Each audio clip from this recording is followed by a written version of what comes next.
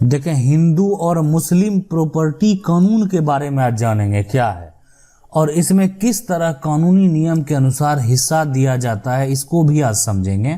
तो चलिए समझते हैं कि क्या है दोनों में, क्या जो है एक तरह से सिमिलर है और क्या अलग है ना। मतलब क्या ऐसा है दोनों में समान है और क्या कुछ ऐसे कंडीशन है जो कि अलग है, उसको समझने का प्रयास करेंगे कि जो आपस में बंटवारा करते हैं, हिस्सा लगाते हैं, परिवार में जितने सदस्य होते हैं उसका क्या नियम है। ठीक, तो पहले अगर हिंदू में देखें तो हिंदू में समझते हैं कि हिंदू में क्या होता है ना कि जो मान लेते हैं कि जो जनरेशन है, अगर मान लेते हैं बच्चा है ना, बच्चा का जन्म हो गया हिंदू में अधिकार हो जाएगा संपत्ति में। मतलब वो अगर जन्म ले लिया ना तो समझ लीजिए उसका अब संपत्ति में अधिकार हो गया। ठीक है, मतलब लेकिन मुस्लिम जो लॉ है, प्रॉपर्टी लॉ, वो ऐसा नहीं है। मुस्लिम लॉ में अगर बच्चा जन्म लेता है तो उसको प्रॉपर्टी में जो है अधिकार नहीं मिलेगा। यहाँ पे उसको प्रॉपर्टी में अधिकार, जो मुस्लिम लॉ है उसमें प्रॉपर्टी में अधिकार तभी मिलेगा जिसके नाम से, जो उनके पूर्वज हैं जिनके नाम से प्रॉपर्टी दर्ज हो, अगर वो उनकी जो है डेथ हो जाती है तभी जो है, यानी उनको उनके जो है डेथ होने के बाद ही जो बच्चे को है उसको संपत्ति में कानूनन हक मिलता है। ये मुस्लिम लॉ है। मुस्लिम लॉ में जो प्रॉपर्टी डिवाइड किया जाता है उसमें भी दो अलग अलग कानून है। अगर सिर्फ मुस्लिम की बात करें तो उसमें शिया जो है एक तरह से वितरण प्रणाली है और सुन्नी एक तरह से वितरण प्रणाली है। लेकिन अगर आप उसके बारे में आज बात नहीं करने वाले हैं, अगर जो जानना चाहते हैं वो कमेंट करेंगे तो हम उस पर डिटेल से वीडियो लाने का प्रयास करेंगे। वो यहाँ पे एक अलग है। तो इसलिए यहाँ पे ये पहला बात आप जो है क्लियर कर लीजिए कि अगर जो किसी बच्चे का जन्म अगर हिंदू फैमिली में होता है तो जन्म के बाद बच्चे को कानूनन अधिकार प्रॉपर्टी में होता है, और किसी भी बच्चे का जन्म अगर मुस्लिम फैमिली में होता है तो उसका अधिकार तभी होगा जब, है ना, जो उनके जिनके नाम से उनका जो है पूर्व पैतृक संपत्ति दर्ज है वो अगर उनकी वो डेथ कर जाते हैं, ठीक है, तभी उनका जो है हक होगा। चलिए आगे अब डिवाइड की बात करते हैं कि जो प्रॉपर्टी है, पहले हिंदू लॉ में चलते हैं और देखते हैं कि जो जमीन है, प्रॉपर्टी है, घर है, संपत्ति है, ठीक है। तो हिंदू में क्या होता है कि अगर हिंदू है ना, और किसी हिंदू का जो है पैतृक मान लेते हैं 4 है, इसमें जो है 4 है, इसमें जो है समझ सकते हैं 3 बेटा है और 2 बेटी है, मान लेते हैं 5 है ना, 5 है। तो ऐसा है यहाँ पे, ठीक है, हिंदू 5 है। तो इसमें जो होगा कि हिंदू के कानून में पांचों को बराबर जो है अधिकार मिलेगा, ठीक है, पांचों को। ये मतलब अगर बेटा हो या बेटी हो अधिकार बराबर मिलेगा सबको। जितनी भी संपत्ति है पैतृक संपत्ति, बेटी को भी अधिकार मिलेगा, बराबर का मिलेगा, ठीक है।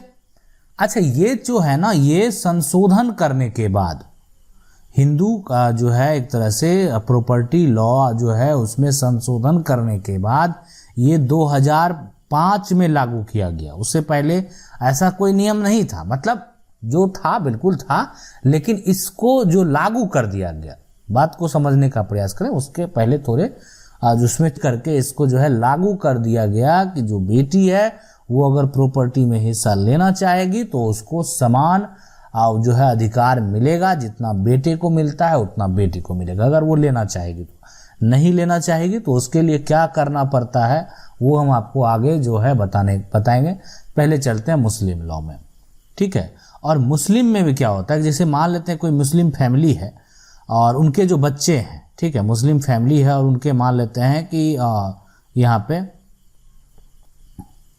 ठीक है, मान लेते हैं यहाँ पे 5 जो है बेटे हैं और 2 बेटी है, ठीक है, तो 7 बच्चे हो गए टोटल। तो देखिए 5 जो बेटे हैं ना उसमें जो प्रॉपर्टी आप देख रहे हैं यहाँ पे सारा एक प्रॉपर्टी है ना, ये एक प्रॉपर्टी जा रहा है। देखिए यहाँ पे हम आपको दिखाते हैं, इसमें एक प्रॉपर्टी, इसका भी एक प्रॉपर्टी, इसका भी एक, इसका भी एक, इसका भी एक, लेकिन इसका 1/2 और इसका 1/2, इसको आप मैथमेटिक्स मतलब पूरा इसको 1 मिल रहा है ना, तो जितना जितना 1 मिल रहा है तो बेटी को उसका आधा मिल रहा है। ये है मेरा मुस्लिम कानून में, ठीक है। मुस्लिम कानून में फिर जो है यानी आधा मिल रहा है। तो हिंदू में पूरा जो है 2005 जो है संशोधन करने के बाद जो है एक तरह से वो पूरा हक यहाँ पे मिलता है, मतलब जो समान हक मिलता है बेटे और बेटी को। और यहाँ पे जो है आप समझ सकते हैं कि जो जितना बेटे को मिलता है उससे यहाँ पे हाफ मिलता है, ये मुस्लिम लॉ में है, ठीक है। अब बात चलिए समझते हैं कि अगर बेटी जो है वो संपत्ति में अपना हिस्सा नहीं लेना चाहे, ठीक है, क्या करना चाहिए आपको। फिलहाल देखिए, सबसे पहले जो आप मान लेते हैं, एक एग्जाम्पल को चलिए समझते हैं, ठीक है, कि आप क्या करेंगे। मान लेते हैं कि आप जो है एक ये तरीका होता है कि चलो ऐसा करते हैं कि कोई दिक्कत नहीं, बेटे के आपस में जमीन का बंटवारा कर लेते हैं, बहन से भी आप काफ़ी अच्छा रिलेशनशिप है, कोई तरह का दिक्कत नहीं है, ठीक है। और आपने सारा जो है कागज़ तैयार करवा लिया, लेकिन जो समय बीतता है ना, तो जो रिलेशन होता है आप जो है उसका लेवल, आप आज के जो अगर बात करें तो अब एक रिलेशन का भी लेवल है, ठीक है। रिलेशन का लेवल का मतलब क्या होता है कि वर्तमान में हम किस रिलेशन के साथ चल रहे हैं, किसके साथ कितना अटैचमेंट के साथ चल रहे हैं, ये उस सिचुएशन पे डिपेंड करता है। आई बात समझ में। तो इसलिए ये जो आप देख रहे हैं ना, ये आप यहाँ पे कि वर्तमान में अभी सिचुएशन मान लेते हैं क्या होता है कि सभी आज आप फैमिली में देखेंगे, अगर आपके भी 2 बच्चे होंगे, 3 बच्चे होंगे, सभी एक साथ उसको वो पढ़ रहे हैं, खेल रहे हैं, खा रहे हैं। लेकिन जो अपने आप पूर्वज को देखें, ठीक है, तो वो किस तरीके से डिवाइड हो गए हैं और कितना एक तरह से जो है दिक्कतों का भी सामना करना पड़ता है, पारिवारिक छोटे मोटे जो विवाद भी होते रहते हैं। तो इस बात को समझते हुए अगर आप जो है जमीन जो है दोनों की बात कर रहे हैं, हिंदू मुस्लिम दोनों लॉ की बात कर रहे हैं कि जो बहन है, जो बेटी है, अगर आप उसको हिस्सा देना चाहते हैं तो दे सकते हैं।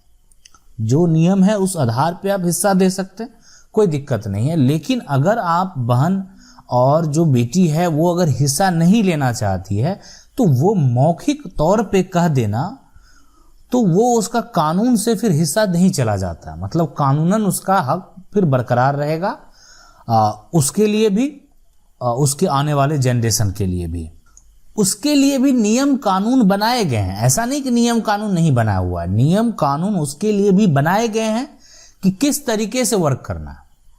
क्या नियम कानून बनाए गए हैं, देखिए। सबसे पहले आप जमीन का रजिस्ट्री किस पे कराते हैं, स्टाम्प पेपर पे ना, स्टाम्प जो है ड्यूटी पे करते हैं। और बहुत जगह आपको पता ई स्टाम्प चलता है, बहुत जगह भी स्टाम्प पेपर आप खरीद सकते हैं, ठीक है, दोनों बेस्ट है। तो आप जो जमीन का रजिस्ट्री करवाते हैं वो स्टाम्प पेपर पे करवाते हैं, तो बस वही करना है आपको। आप अपना पहले तो पूरा डिटेल तैयार कीजिए और स्टाम्प पेपर पे जो है ना, एक स्टाम्प पे सारा कुछ मेंशन करके आप उससे सपोर्ट करवा लें, ठीक है, कि उनका जो है इस प्रॉपर्टी से इनको कुछ भी नहीं लेना है ना। वो एक तरह से वो सारा जो है वहाँ पे लिखित रूप से इनसे जो है, मतलब इसलिए इनको आगे चल के कोई तरह का जो भी है सारा बात यहाँ पे जो है संपत्ति में उनको कोई भी हक नहीं लेना है।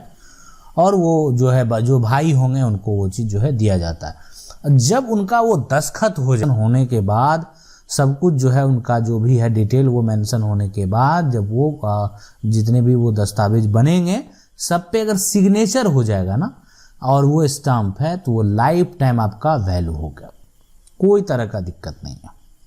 आप चाहें तो इसको किसी वकील के द्वारा भी करवा सकते हैं, ठीक है, वकील के द्वारा भी करवा सकते हैं, कोई दिक्कत नहीं है।